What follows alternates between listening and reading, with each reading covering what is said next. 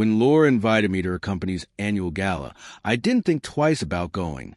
She had poured months of effort into organizing it, and I wanted to be there for her. I pressed my suit, bought her a necklace as a surprise, and walked in by her side, proud to call her my wife.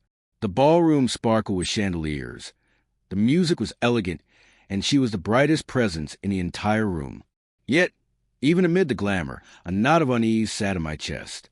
Recently, she had grown more distant, guarded her phone, working late, avoiding eye contact. I told myself it was nothing, but that night, every laugh she gave, every smile not meant for me, pierced me like a blade. I resolved to pay attention, not as a jealous husband, but as someone who needed the truth. For a while, everything appeared normal. I chatted with board members, enjoyed a glass of champagne, and praised Laura's dedication.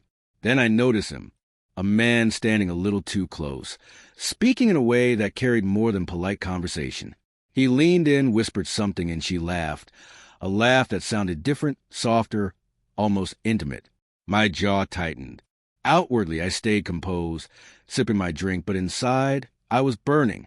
I inched closer, blending into the crowd, until I saw his hand brush across the small of her back. My chest constricted with dread. And then it happened. In a dim corner of the ballroom, away from the spotlight, he leaned in and she didn't resist. Their lips touched. My wife of 7 years kissed another man at the very event she begged me to attend. Time stopped. The life we had built, the home, the promises, the love, shattered in that moment. I wanted to storm over, to rip him away, to demand answers. But I froze, the sound in my heart louder than the music, louder than the laughter around me. Rage never came. Tears didn't either. What I felt instead was clarity, cold and sharp. I stepped forward deliberately. Laura's eyes widened, panic flashing, as she pushed him away. "It's not what it looks like," she stammered, lips still touched by his. But the excuse was already dead. I stopped just a few feet away, my voice steady and final. "Our marriage ends here." The words cut deeper than any shout could have. Her face crumbled, while he smirked and retreated, clearly amused. Gasps rippled to the nearby guests, but none of them mattered. For the first time in months, I felt in control. She grabbed my arm, her voice trembling. "Please, don't do this. It was a mistake. It meant nothing. I don't care about him." Her words spilled out frantically, but I only thought, if it truly meant nothing, why did she let it happen? Betrayal doesn't require meaning. It requires a choice. And she had made hers. I didn't yell. I didn't curse. I simply turned and walked away, leaving her with the weight of her actions. As I stepped outside into the cool night air, I breathed freely for the first time in months.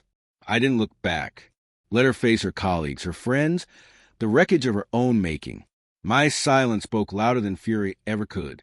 That night, my phone lit up nonstop, calls, texts, voicemails filled with sobbing apologies. It was the alcohol. She pleaded in one, "You're the only man I love." In another, "Don't throw us away over one mistake." But it wasn't me who had thrown us away. She had destroyed our foundation with a single kiss. I ignored every message.